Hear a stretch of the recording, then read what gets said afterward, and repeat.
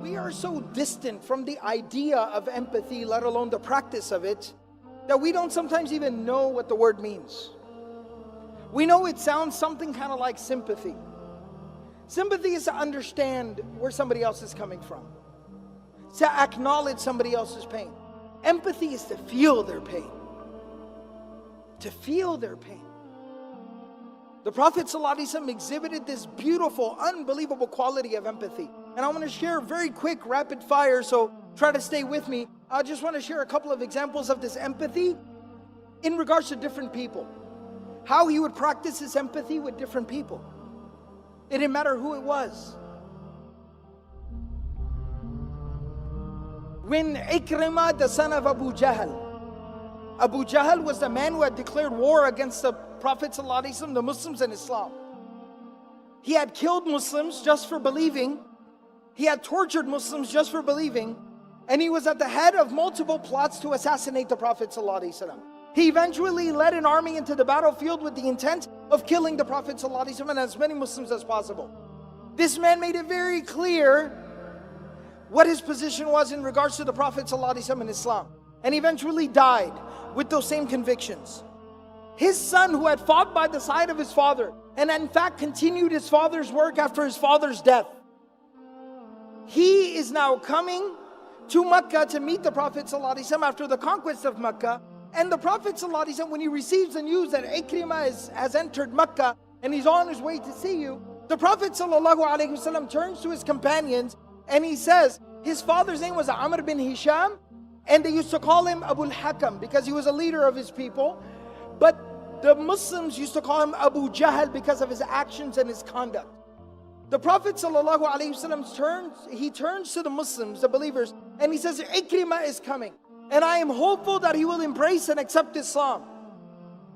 In his presence, none of you should refer to his father as Abu Jahl because it would hurt his feelings. Even if he becomes a Muslim and he recognizes that his father was wrong in his beliefs and his ideas and in what he did, it is still his father and it would hurt his feelings to hear people, his new brothers and sisters in faith, to refer to his father as the father of ignorance. So do not refer to him as Abu Jahl in the presence of his son Ikrimah. This is the graciousness of the Prophet ﷺ. This is his empathy. He was able to put himself into Ikrimah's shoes and understand how he would feel in that situation. One of the main conspirators against the Prophet ﷺ, the head of the Munafiqun, the hypocrites in Medina, Abdullah bin Ubay bin Sulul, when his son comes to the Prophet ﷺ saying that my father has died, and I know that he was completely opposed to you, and he said terrible, reprehensible things about you, but he was my dad and I worry about him.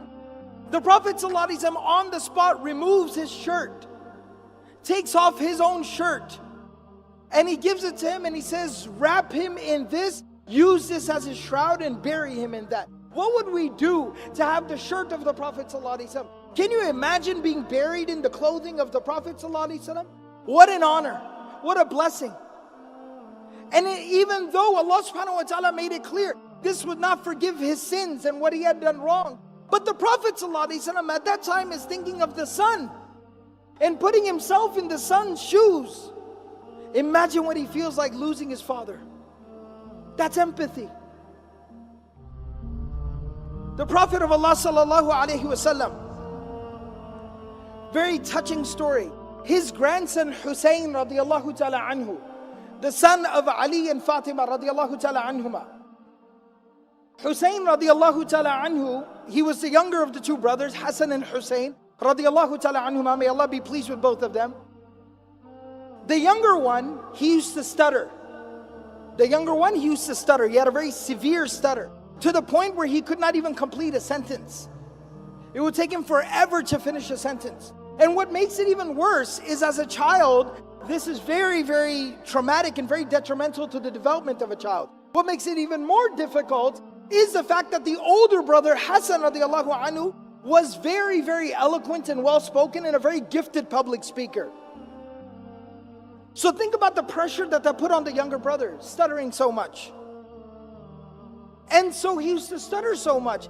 And you know, when kids start to get a little bit older, they're 4 or 5 years old, they start to develop a little bit of, courage, and they like to talk.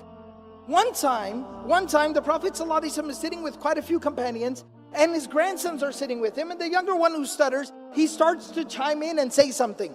Because they love their grandfather, they're used to talking to him, he starts to say something. And the Prophet ﷺ used to afford each and every person so much respect that when somebody would speak, he would become quiet. He would not just turn towards them with his face, he would turn towards them with his chest, and he would look at them while they spoke. And so he starts to speak, and the Prophet ﷺ stops and turns towards him. And so everybody there also starts to